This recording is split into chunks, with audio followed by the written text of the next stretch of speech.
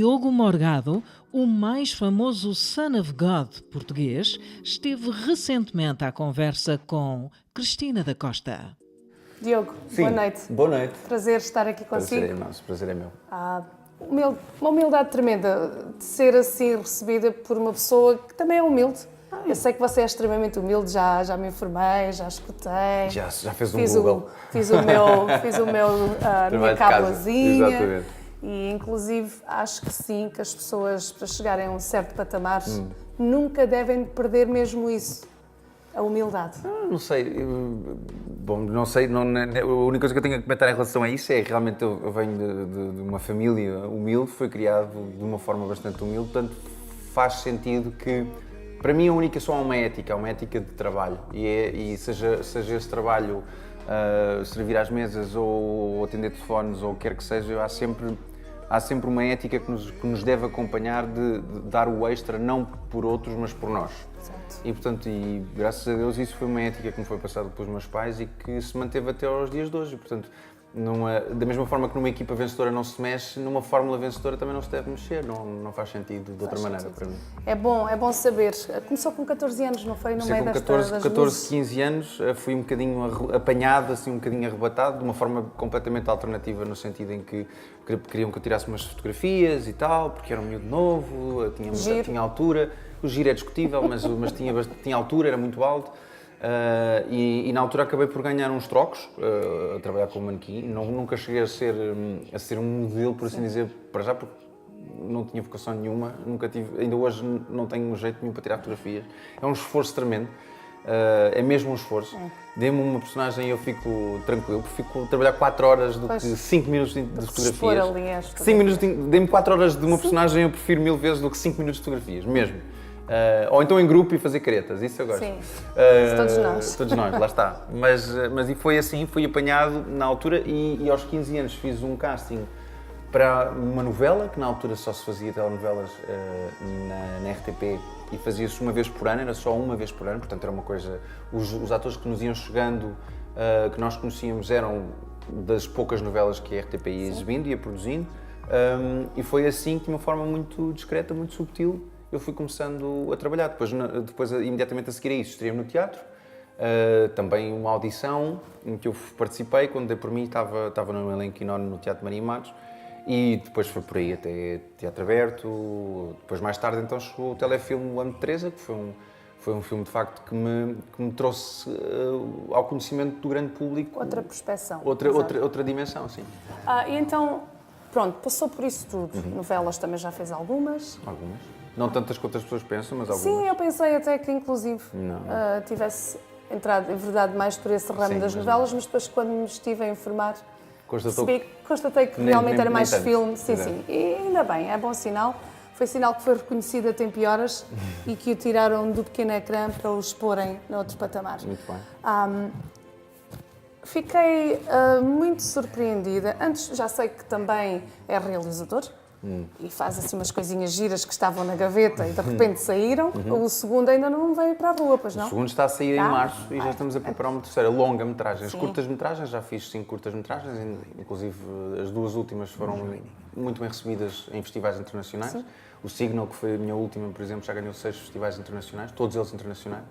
E portanto, tenho muita sorte. Eu como apaixonado por aquilo que faço, eu acho que a realização não é mais do que conseguir de contarmos a história no seu todo. Porque como ator, muitas das vezes, nós só temos uma parte.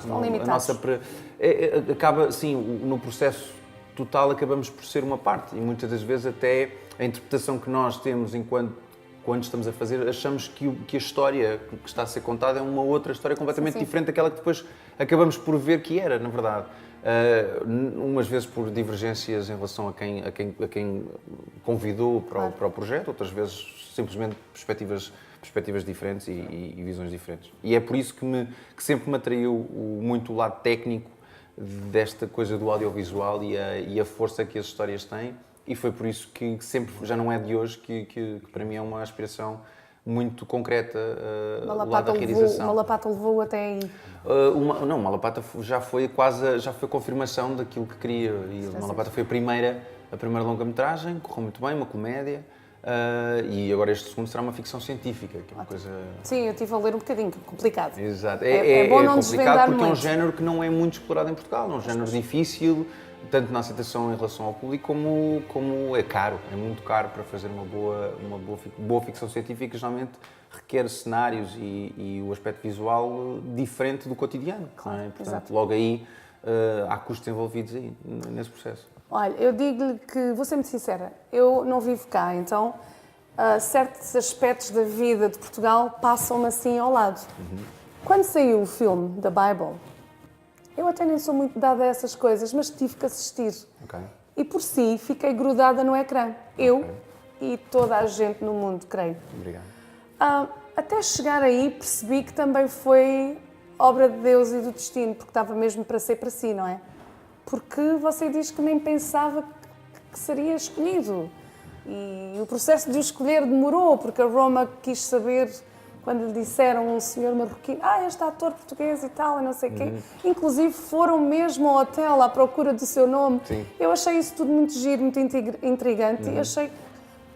Explique-me, como é que isso tudo se enquadrou? Como é que... Não, em relação a não acreditar ou não ter muita esperança nas coisas, não tem a ver, acho que tem a ver com uma postura minha. Eu desde sempre que, eu acho que um mecanismo que nós temos de nos darmos inteiramente àquilo que estamos a fazer é pensar que é a última coisa que fazemos.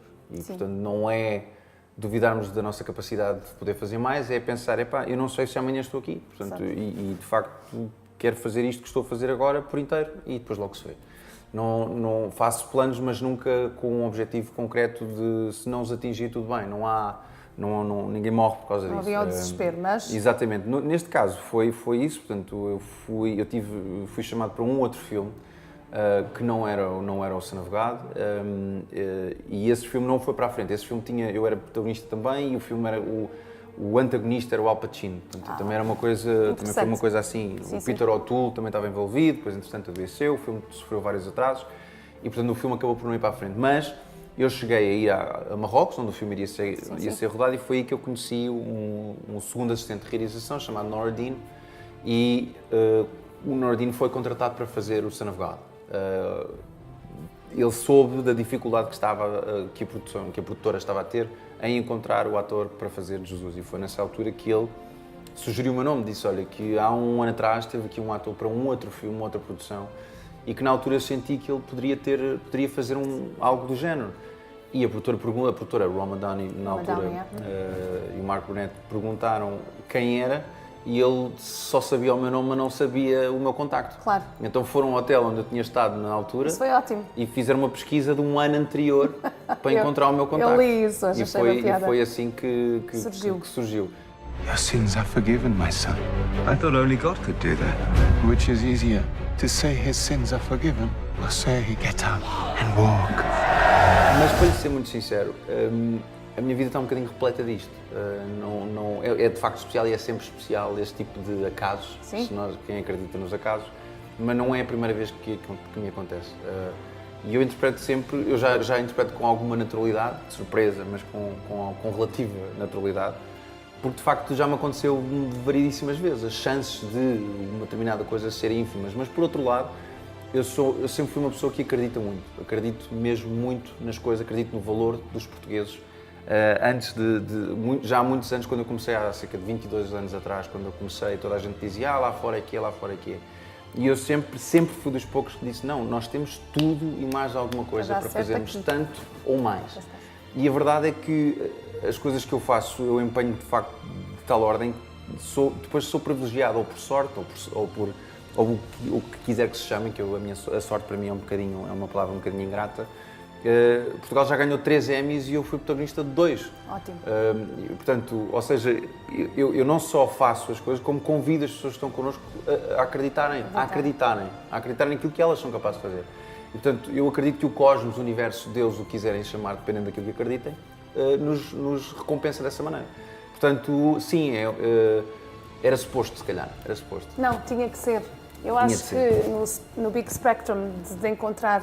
Agora não estamos aqui a dizer palavras bonitas para agradar, mas no Big Spectrum de encontrar alguém, mesmo ali, no olhinho, acho que o Diogo foi bem selecionado. Acho Obrigado. que... Se dissesse o contrário, até lhe ficava mal, não é? Não, eu podia dizer o contrário. Você podia mandar cortar a fita. Estou a brincar. Eu não mando nada. Eu nem me mando quanto mais. Nada disso. Diogo, acho que você... Como é que se sentiu quando isto tudo aconteceu? Dizia, será que sou mesmo eu? Isto é para mim? Oh meu Deus, oh my God, I'm the son of God. Essencialmente senti que não é... O lado profissional é uma coisa, isto nós fazemos já tem uma importância incrível, porque quando se conta uma história nós estamos a impactar de alguma forma a vida das pessoas. E isto leva a religião, aquilo que as pessoas acreditam, a fé, leva o patamar para um sítio muito maior. Move muito montanhas, maior. não é? E, portanto, a responsabilidade é sentida de uma forma diferente. Portanto, eu, como parte integrante, eu não estava só a contar uma história, eu estava a contar a história. E, portanto, na altura, fiquei muito contente e feliz. Por outro lado, fiquei incrivelmente assustado, porque a responsabilidade era mesmo muito grande. Eu tenho 2 filhos. E se calhar, se por acaso eu de hoje para amanhã não estiver cá, eles vão se questionar porque é que o pai fez isto, ou o que é que ele queria fazer, será que ele tinha noção? E portanto a responsabilidade disso eu não queria ficar com ela de uma forma leviana. Sim. Ou sem pensar nela. E portanto tomou-se algumas medidas na altura, e isso também está em DVD, é público, tomou-se algumas medidas na altura de modo a alterar-se ligeiramente o guião, de forma a contar-se a história em que eu acreditasse em cada frame. Sim. E tive a sorte de ter 2 produtores generosos o suficiente para que permitissem que isso acontecesse. Para entenderem neste E as caso, coisas aconteceram de forma a eu fazer aquilo em que eu acredito piamente. E mais do que isso, aquilo em que eu acho que é mais do que as palavras ou aquilo que foi dito, aquilo que não foi dito. Muitas das vezes a divisão das religiões e da fé passa muito pelo lado matemático e o lado burocrático daquilo que aconteceu, daquilo que foi dito, e esquece do espectro maior, esquece da mensagem maior. E a mensagem é muito mais simples, muito menos burocrática e muito mais direta do que aquilo que possam pensar. E muitas das vezes uma festa, um sorriso, fazia milagres mais do que multiplicar pão ou peixe. Exatamente. E dizer muita coisa. E dizer muita coisa. Portanto, para mim foi muito importante do ponto de vista pessoal. Ainda hoje vou digerindo muitas das coisas que aconteceram. Não foi um trabalho como os outros. Foi intenso. Foi intenso. É uma daquelas coisas que nos definem muito e que nos ajudam a pôr a que as coisas fiquem claras, tanto na vida pessoal como na vida profissional. Sim, porque eu acho que um filme daqueles não passa assim ao lado a qualquer um. Acho que até quem não acreditava começava a acreditar, porque foi feito. Dou-lhe os parabéns, acho que já são os parabéns muito atrasados, porque isto já veio há tanto tempo, mas eu adoraria. E é engraçado, no dia que assisti ao filme, eu disse, oh my God, I can't believe this. Eu fiquei assim, olha, eu fiquei tão orgulhosa, pessoalmente, por saber que aquilo que você disse há pouco, em Portugal há muito talento e passa despercebido, e não deveria passar despercebido. Vamos arrumar o Son of God na gaveta, porque eu sei que você também está com outras coisas a adiantar. Esta série, na qual estamos aqui, mesmo você está para entrar em cena, a cena de Grease. Eu já assisti, aliás, inclusive, não lhe vou dizer mais nada, vai deduzir por si próprio, foi lançada no ano em que eu nasci. Então já sabe a idade que eu tenho, mas não diga a ninguém que estamos em público, está bem? Essa cena foi, assim, também um culminar de coisas giras naquele tempo, os tabus. Como é que vocês chegaram até aqui, até quererem... Quem é que se lembrou, quem é que teve esta brilhante ideia? Paulo Sousa Costa, o encenador do espetáculo, e de resto, tanto o Paulo Sousa Costa como a Carla Matadinho, que são os 2 produtores da Yellow Star, que é a produtora que traz à cena o Grease, são pessoas que partilham daquilo que nós estávamos a falar, na noção da qualidade e qualidade artística, técnica e capacidade que Portugal tem de fazer as coisas ao nível internacional. E, portanto, o convite surgiu, foi por parte dele, foi ele que no fundo me fez o convite, e ele sabe que eu me movo essencialmente por desafios e por sair da zona de conforto, porque sinto que é assim que nós aprendemos. Claro. E portanto isto para mim foi um passo, eu sempre quis fazer um musical que eu me identificasse, não era fazer um musical por fazer um musical em que eu me identificasse. Eu acho que isto marcou uma geração, e há muitas gerações novas que não conhecem o Grease, não fazem ideia do que é que foi o Grease e do que é que... Não lhes diz nada, absolutamente. Mas isto é uma forma de trazer e de... Transmitir a mensagem. Mais de transmitir, dar a conhecer o que é que foi isto do Grease, porque depois, hoje em dia, saem no espetáculo, já vão à internet e percebem de onde é que isto veio e a importância que teve, ou não. Mas pelo menos nós tentamos e questionamos para que isso seja... Proporcionamos para que isso aconteça. E, portanto, o espetáculo tem corrido muito bem. Estamos agora em turnê. Vou entrar agora mais... Sim, vai. Daqui a bocadinho mais muito próximo, aliás. Eu estou-lhe a roubar muito tempo, peço desculpa, tranquilo. Diogo. E, portanto, é isso. O Grease é mais uma prova da capacidade técnica e artística que Portugal tem. E os mesmos problemas destes anos todos mantêm-se. Sim, alguns. O mais engraçado é que continuamos com as mesmas crises. Crises de gangues, crises de gravidezes prematuras, crises de colocação eu pertenço, não pertenço. Sim, isto já vem da Grécia Antiga. Claro. As perguntas são as mesmas, as respostas vão mudando em função do tempo e das condições em que nós estamos envolvidos. Portanto, o Grease, essencialmente, eu acho que ele não dá respostas. O Grease não é um espetáculo de respostas. Aliás, um bom espetáculo não deve dar respostas. Deve levantar questões e abrir hipóteses. Claro. O Grease não pretende ser um espetáculo de pedagogia.